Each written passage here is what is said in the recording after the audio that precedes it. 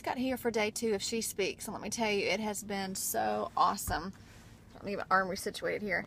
But it has been just so awesome, and just being in the presence of just these amazing women of God that are all on the same path, whether they're writing or speaking, and met my prayer partners and just really connected, and just it is just so awesome to be here. And yesterday I had 2 publishers appointments, and then I had an appointment with iDisciple.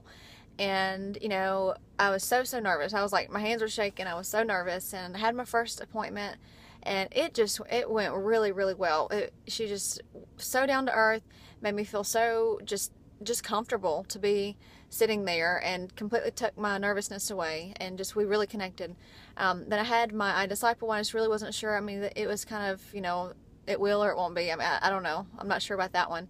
And then I was supposed to have my third one, but the woman was, she was sick, and she actually wasn't able to make it. So I gave them, you know, my book proposal, and that's what the other ladies were doing. And so I'm like, okay, God, well, you know, maybe I'm supposed to meet with another publisher. Maybe something's going to open with another publisher. So that was my thought process, that, you know, okay, God, this door, it's not totally shut, but she's not here, but, you know, you still have a plan. That's okay. And so I looked around on other waiting lists, and they were pretty long, the other waiting lists, but I put my name on one of them just because she was one that I had previously written down that I wouldn't mind meeting with. And well, at dinner time, we're sitting there talking. A lot of us are talking. I met different women that are in women's ministry in different churches across the country. And my prayer partner, she nudges me, and she's like, this lady is a publisher. She's like, keep talking. And so, I mean, immediately I'm on guard. I'm like, you know, what can I say that'll make her be like, so what did you write about? You know, I'd love to see your book proposal. Like, immediately I start getting consumed with these thoughts of, I've got to get this woman's attention.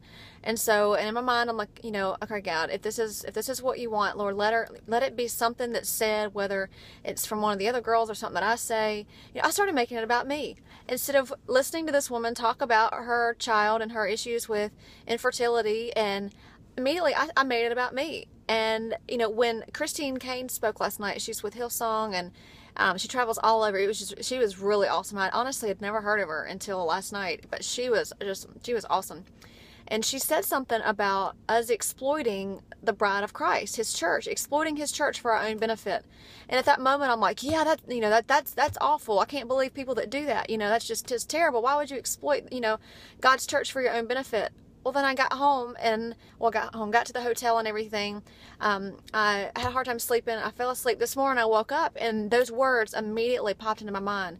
I exploited that woman for my benefit. I was trying to see what she could do for me. I wanted so bad for her to be interested in me and what I did. And immediately I bust out into tears. I'm like, God help me. You know, God help us when we get to the point that we will do anything to get somebody's attention, to get what we want, to further our agenda. But something else that Christine Caine said last night that was really profound is, God knows where you are. If he has anointed you and appointed you, he will find you. And it just really stood out to me that, you know, God, it's not about me and what I can do and how I can get somebody else's attention. God, it's about you and what you've called me to do and what you've called all of us to do. And you will find us. You know, you don't need, like Christine Caine again said last night, you don't need a GPS to find us. You know where we are. You know, she used a story about David, how Samuel had appointed him, or anointed him. God appointed him, and he was out in the field with the sheep, and how Samuel had to go past every brother ahead of him, all 7 brothers, and here he is, you know, basically the runt of the litter. And you know, God looks at us differently than man does. And, you know, that woman, maybe that wasn't my appointment with her. Maybe I wasn't supposed to meet with her. I really liked her. I thought she was, you know, really sweet and everything, and had a good time laughing about her kids and different stories and stuff that she was telling us. But, you know, here I am trying to make it about me. And I just encourage you today, wherever you are, whatever you're doing, if God has called you, he will find you, and he will raise you up when it's your time. So don't be like me and be stubborn and need a swift kick in the pants from God because you're trying to exploit his church and try to make your own mountain here. But I love you guys. Live life unscripted. I'll talk to you soon.